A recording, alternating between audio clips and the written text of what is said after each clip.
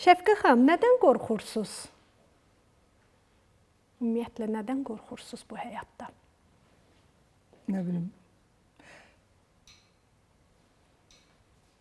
Allahdan qorxuram da.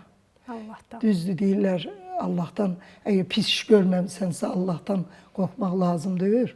Bu sözü də eşitmişəm. Amma dəxli yoxdur. Allahdan, Allah Allahdır, Allahdan qorxmaq lazımdır.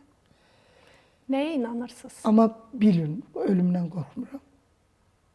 İlk insansız deyirsiniz. Bəlkə bir 80 qonağım olub.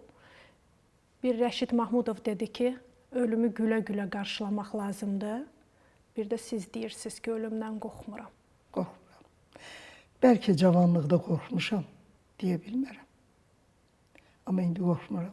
Yaşa da oluram bəlkə. Niyə qorxmursunuz? Səbəbi olmalıdır, mütləq ki bir səbəb var. Ya qəbullanırsınız ölümü, ya bilirsiniz ki bir gün gələn, bir gün gedəcək. Ya müdrikləşirsiniz. Yəni insan zaten adam var ki 30-40 yaşında da müdrik olur. Amma ölümü qəbullanmaq müdrikliyindən danışıram ki, zaten bilirik ki sonumuz odur. Qorxub neyniyəcəyik? Bax, o qəşəng söz dediniz. O yadıma düşdü ki, Aybəniz xanım Səmədurunun qızı mənim qardaşım üçün bu sözü demişdi. Alim qardaşım üçün. Moskvada oxuyan. Yoldaş olublar. Yoldaşı ilə, hamısı Yusif Səmədoğlu ilə dost olub qardaşım. O bu sözü dedi, yadıma düşdü ki, sənin qardaşın cavan ikən müdrik idi, qoca idi.